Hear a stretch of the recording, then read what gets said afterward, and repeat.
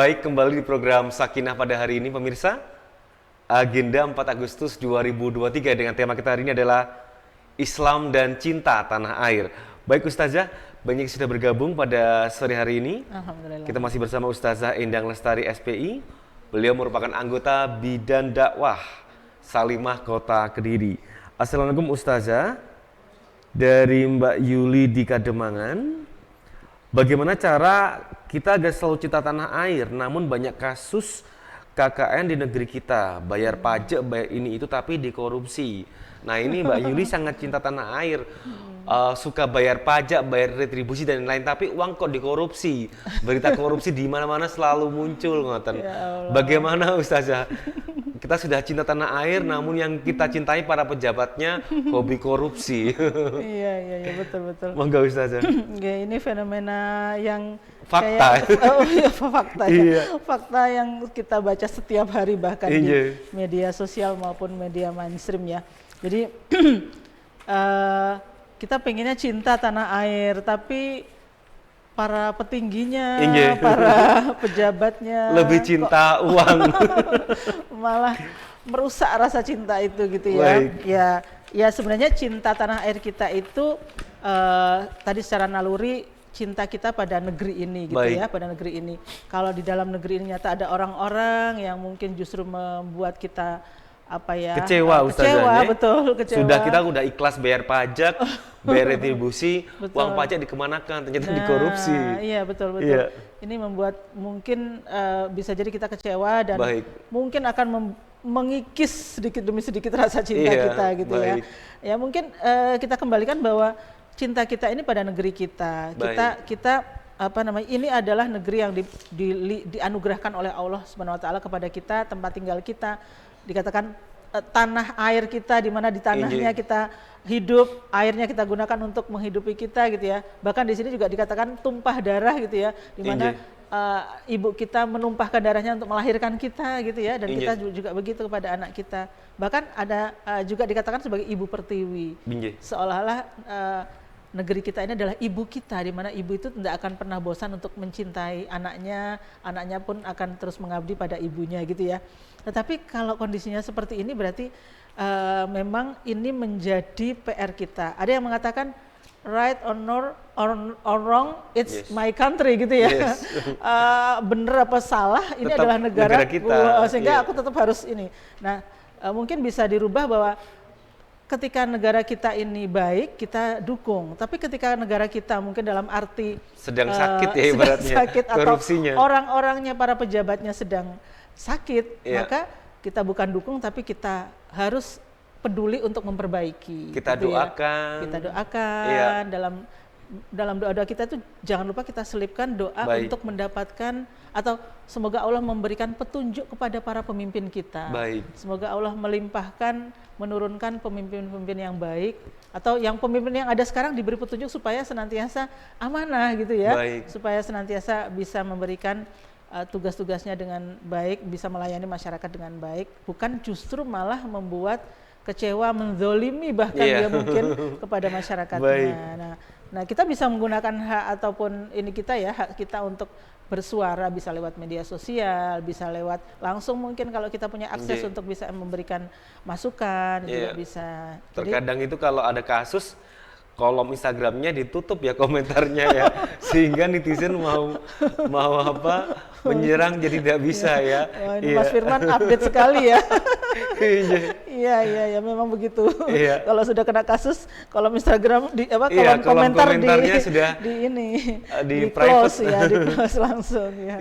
Iya, jadi ya maka sekarang ini ya netizen yang bekerja sekarang ya. Betul sekali Ustazah. Jadi yang pertama kita doakan Ustazah ya. Kita doakan mudah-mudahan bekerja amanah ya. Iya, betul seperti sekali. Janjinya juga setiap pejabat pasti disumpah oleh pejabat lewat Al-Qur'an ya Ustazahnya. Jadi tanggung jawabnya besar di akhirat. Jadi mudah-mudahan mungkin ada pejabat yang nonton kita pada sore hari ini, mungkin yang belum ke jalan yang benar bisa segera kembali ke jalan yang benar pemirsanya. Wah, ini ya betul. Semoga insya Allah di Kediri tidak ya, mudah-mudahan amin, amin ya rabbal alamin. Senantiasa dijaga oleh Allah, dijauhkan dari godaan untuk melakukan hal-hal yang tidak benar, mudah-mudahan ya. mudah-mudahan seperti itu. Baik, demikian Mbak Yudi Kademangan. Berikutnya ada Mbak Miftah di Wates. Assalamualaikum Ustazah, alhamdulillah sudah 78 tahun Indonesia merdeka, tapi saya belum merasa berguna bagi bangsa. Amalan apa saja yang harus saya lakukan agar saya bisa menjadi warga negara yang baik? Dari Miftah di Wates. Masya Allah, Mbak Miftah apa Mas Miftah? Nggak tahu ini Miftah aja. Ya, mungkin kalau Mas atau Mbak Miftah ini, Masya Allah ya, punya semangat yang luar biasa untuk ikut berpartisipasi. Kalau sebagai seorang pemuda memang harus ya, pemuda ini seperti pemuda ini seperti kata Bung Karno, dicari 10 pemuda untuk membangun negeri ini gitu ya. Karena memang pemuda sangat penting sebagai penerus bangsa untuk membangun negeri ini ya. Maka kita bisa melakukan banyak hal, bahkan dari hal yang terkecil yang kita lakukan sehari-hari sesuai dengan kapasitas kita, sesuai dengan tugas kita. Kalau kita seorang misalnya, ini mahasiswa misalnya, mahasiswa dia melaksanakan tugasnya sebagai mahasiswa, belajar yang baik, melaksanakan tugas-tugas yang baik. Kalau dia hasilnya baik, dia kan nanti akan berprestasi dan nanti akan mengharumkan nama bangsa mungkin ya. Betul sekali. Dan ketika nanti dia mungkin sudah memiliki pekerjaan, dia bisa melakukan pekerjaannya dengan baik, dan itu pasti ada kontribusinya pasti kepada negara ini ya. Kalau kita warga masyarakat seperti misalnya ibu-ibu ya, bisa ikut andil dengan ya, menjadi ibu yang baik ya di rumahnya, melahirkan, mendidik anak-anaknya, itu adalah satu kontribusi yang luar biasa. Betul sekali. Melahirkan generasi yang cerdas, yang baik, yang solih-solihah gitu ya, untuk membangun negeri ini. Jadi banyak hal bisa kita lakukan. Pasti intinya mulai dari diri kita sendiri, dari sekarang, dari hal yang kecil, kemudian, dan jangan meremehkan apa yang kita lakukan itu. Kita anggap tidak ada artinya apa-apa. Sekecil apapun langkah kita, kalau itu positif, pasti akan seperti efek domino, akan terus berdampak yang baik. Jadi jangan kita merendah ya. Kita bisa berinovasi, membuat produk, membuat snack, kita bisa bikin karya tulis, puisi itu juga sangat berguna bagi negara kita. Apalagi kita bisa menciptakan lapangan pekerjaan bagi tetangga, bagi saudara, itu sangat inspiratif ya. Betul, kalau pemuda yang punya jiwa wirausaha, dia pasti akan bisa memberikan manfaat yang luar biasa bagi masyarakatnya. Baik, demikian Miftah di Wates. Berikutnya dari Mbak Dita di Kediri. Assalamualaikum Ustazah, terkait fenomena banyak SD negeri di Ngurah Kediri ya mungkin ya, yang hanya memiliki satu murid satu kelas. Masya Allah. Karena orang tua memilih ke sekolah berbasis Islam, MI atau mungkin SD Islam modern ya.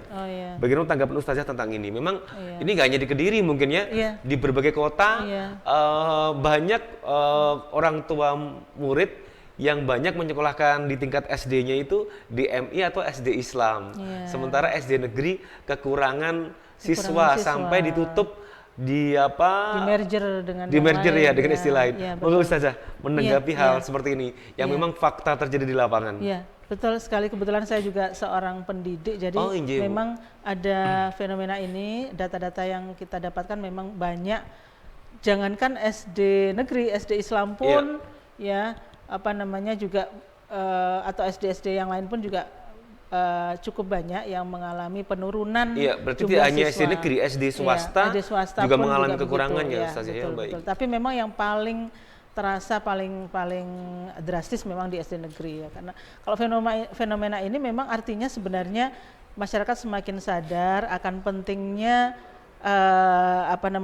memberikan pondasi nilai-nilai Islam yang kuat kepada anak-anak ya, mulai dari usia pendidikan PAUD ya, playgroup, TK, kemudian di SD usia 7 tahun pertama dan 7 tahun kedua, bisa dikatakan begitu Mas Firman ya. Ini memang masa-masa yang sangat penting, kalau bisa dibilang golden age gitu ya, untuk kita menanamkan nilai-nilai agama yang kuat kepada anak-anak. Dan ini memang di usia 7 tahun pertama ini, ketika penanaman nilai-nilai agama ini kuat, insya Allah ini akan sangat berpengaruh sampai dia dewasa gitu. Makanya mungkin fenomena ini menunjukkan, atau fakta ini menunjukkan bahwa masyarakat semakin sadar akan pentingnya hal ini, dan mungkin ini bisa nanti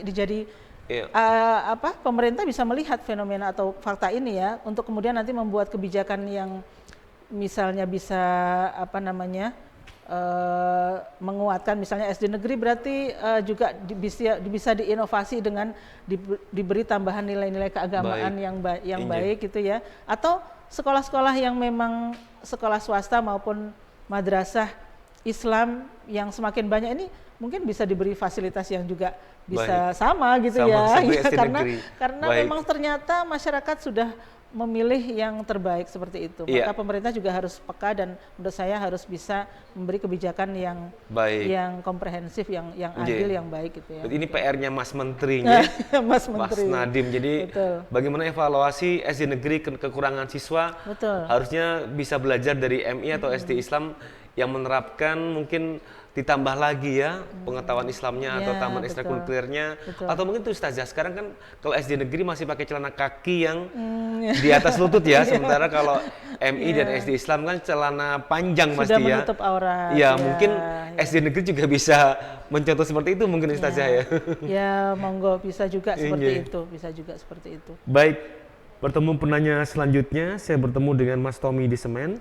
Assalamualaikum Ustazah. Kita selalu cinta tanah air dengan selalu memasang bendera merah putih di bulan kemerdekaan. Namun banyak juga warga negara Indonesia di luar negeri yang tidak bisa mengibarkan bendera merah putih. Ini bagaimana Ustazah? Ini pertanyaannya bagus sekali ini ya. Mungkin ada warga kita jadi TKW ya di Hong Kong, di Singapura, ingin mengibarkan bendera merah putih namun tidak boleh sama, karena kan sebagai pembantu rumah tangga mungkin ya.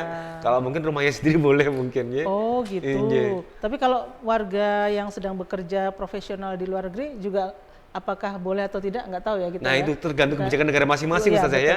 Mungkin ada negara yang membolehkan dan negara yang tidak membolehkan. Takutnya soalnya ini di negara misalnya Australia kok bendera Indonesia merah putih, gitu ya. Ya kecuali mungkin ada kebijakan khususnya. Ya berarti memang benar bahwa kalau di negara kita kan salah satu simbol bentuk rasa syukur kita, perayaan kita di bulan kemerdekaan ini adalah dengan semaraknya merah putih di mana-mana ya, di sepanjang jalan kita senang sekali ya. Kalau malam juga lampunya merah putih juga gitu ya. Nah itu mungkin pingin begitu ya, saudara-saudara kita di luar negeri itu pingin, kangen gitu, bagaimana bisa ikut. Sebenarnya karena itu simbol, maka sebenarnya cinta tanah air itu tidak hanya diwujudkan dengan simbol seperti itu.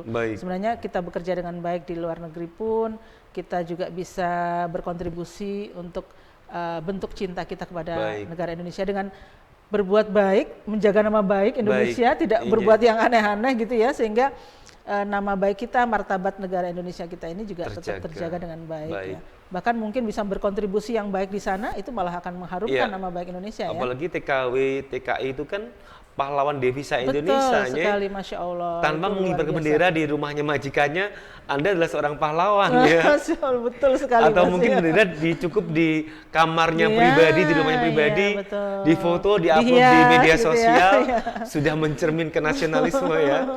Baik. Betul.